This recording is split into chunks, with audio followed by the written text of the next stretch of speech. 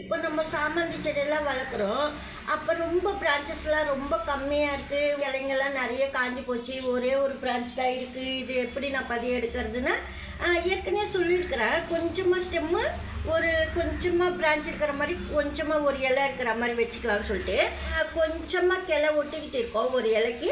அந்த மாதிரி கொஞ்சமாக இலையோட கொஞ்சம் கிளை ஒரு இன்ச்சு 2 இன்ச்சு அளவுக்கு நீங்கள் கட் பண்ணிவிட்டு அது சாய்க்குள்ளே நட்டு வச்சா கூட உங்களுக்கு வரும். பாருங்கள், ஏன்னா ஏற்கனவே ஒரு சின்ன ஸ்டெம்மோட சின்ன பிரான்ச் வந்து இலையோடு நான் வச்சுருந்தேன். பாருங்கள், பிரான்ச் வந்து வராதுன்னு நிறைய பேர் நம்பலை. சில பேர் சொல்கிறேன், நான் எல்லோரும் இல்லை. ஏன்னா அவங்களுக்கு வந்திருக்கோம், அதனால தான் கேட்க மாட்டேன்றாங்க. வராதவங்க கேட்பாங்க. பாருங்கள், ஒரு இலையோடு நான் நட்டு வச்சுருந்தேன். பாருங்கள், கீழேருந்து அதாவது வேர்லேருந்து செடி முளைச்சிருக்கு. இங்கே இது போல் வச்சா கூட வரும். ஏற்கனவே சொல்லியிருக்கிறேன், வீடியோ கூட பண்ணியிருப்பேன். சப்போஸ் கிளைலாம் கம்மியாக இருக்குது, எப்படி கிளை கட் பண்ணி வைக்கிறதுன்னா நீங்கள் ஒரு இலை கொஞ்சமாக பிரான்ச் இருக்கிற மாதிரி கூட நீங்கள் கட் பண்ணிக்கலாம். இவ்வளோ சைஸுக்கு கூட உள்ள மண்ணுக்குள்ளே நீங்கள் நட்டு வச்சுருந்தீங்கன்னா வேர்லேருந்து செடி முளைக்கும். நீல கலர் சங்குப்பூ பாருங்கள், நிறைய பெரிய செடி தான் வளர்ந்துச்சு. அதாவது பூ நிறைய பூக்குது. சீடெல்லாம் கூட எடுத்துருக்கிறேன். பாருங்கள், செடி கூட வருது. இது கட்டிங்ஸ் வச்சா கூட நீல கலர் சங்குப்பூ செடி வருது. ஆனால் இது வந்து விதையில் வந்தது.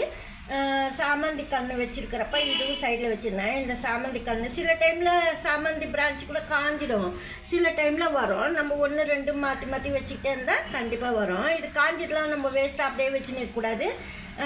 எடுத்துகிட்டு க்ளீன் பண்ணி வச்சுக்கணும். இந்த சங்குப்பூ செடி அப்போ தான் நல்லா வளரும்.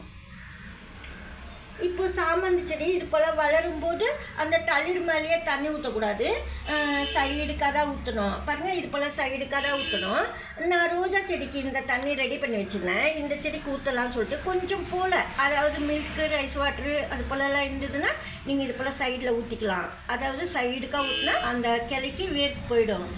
நான் இது ரோஜா செடியில் வச்சுருக்கிறதுனால அப்படியே ஃபெர்டிலைசர் கொடுத்துட்டேன். இது போல் சாமந்தி கண்ணெல்லாம் நீங்கள் வந்து சின்ன ஒரு இலையோடவே செடி வளர்க்கலாம். சாமந்தி செடி இந்த செடியெல்லாம் கூட நீங்கள் வாங்கிக்கலாம். சூப்பராக வளருது, ஃபாஸ்ட்டாக தான். இந்த வீடியோ அவ்வளோதான். பிடிச்சிருந்தா லைக் பண்ணுங்கள். தேங்க்ஸ் ஃபார் வாட்சிங்.